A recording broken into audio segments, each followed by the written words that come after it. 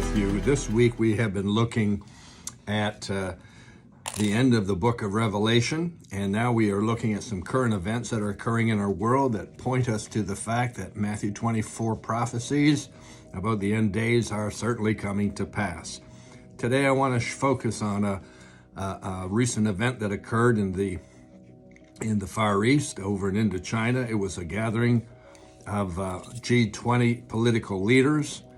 And before we get to some comments on that, you may have heard of the World Economic Forum. That's the WEF.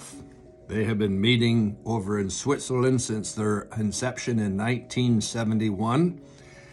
They're now in their 52nd year of existence and meetings. And they really have been an organization headed up by a fella from the European continent who are promoting globalism. They have had an objective of international understanding, promoting human understanding in order to create a better world. Doesn't that sound altruistic?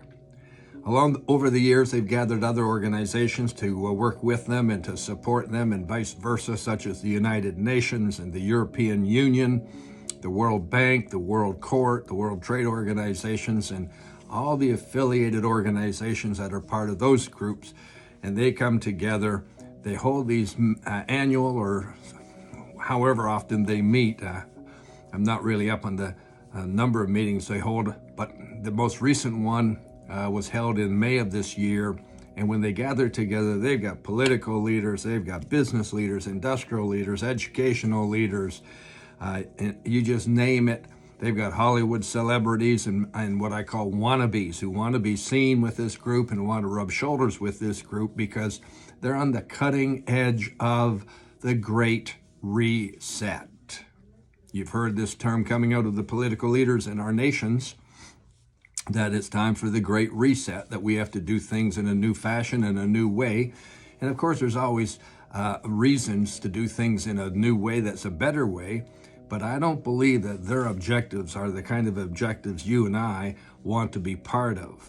In the recent G20 meetings, that's the governmental leaders from 20 leading countries in the world that just occurred in the last few weeks over in Indonesia. They invited the founder of the WEF, his name is Klaus Schwab, to speak to them and bring some updates to them. So here's some of the comments that came out of that meeting. They are looking for a reset of a universal, heavily regulated, post-national, post-religious world of a synchronized egalitarian toiling, which has become inevitable and infinitely desirable.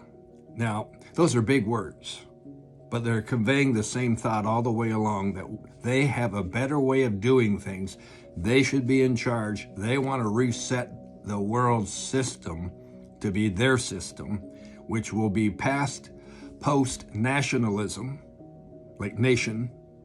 We'll lose our status as a nation, and post-religious, which means no more religion. We'll wipe that out because it's going to hinder us anyways. They advocate a complete reimagining of the Western world. That's where we live, in the Western world.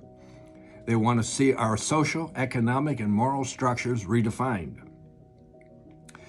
And what's interesting to me is that a lot of our political leaders are alumni and attenders of these conferences, including our Prime Minister here in Canada and our Deputy Prime Minister and the former Governor of our Bank of Canada. These are policy setters. How much are they being influenced by what they've heard in these meetings? I would suggest to you quite a bit when you see what they're doing and how they're doing it. Let me go on here with a couple more comments. These meetings, I would suggest to you, when I view them in light of the scriptures, these are meetings that lead to deception. They lead to mistruths, misrepresentations. They get us to focus on things that they're espousing as very, very out of whack and out of order that needs to be corrected. And yes, there's a lot of things that do need to be corrected. But is this the way we should be going? The Lord dealt with this in the book of Genesis chapter 11. And in that chapter, there's a group of men, there's a nation of men who are building a tower. It's called the Tower of Babel. Some call it the Tower of Babel, but B-A-B-E-L. And they say, we're going to build this up into the sky. It will be so great, it will be so large that the entire world will take notice of who we are. God said, no. Verse 6, he said, the people are one here, and they all have one language. And this is what they begin to do now. Nothing that they propose to do will be withheld from them. Verse 7, come, let us go down and let us confuse their language, that they may not understand one another's speech.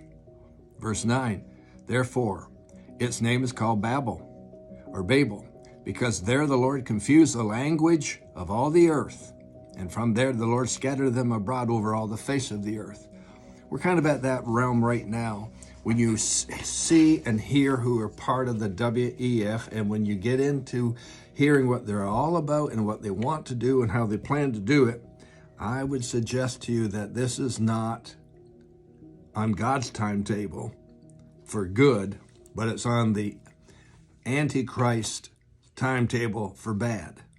In other words, it's a spirit of the Antichrist ramping things up. And for the most part, it goes unnoticed by the believer, by the church, but it's not unnoticed by God. He knows where they're heading, and he's about to say enough is enough. See you tomorrow. Thanks for joining. Amen. Bye.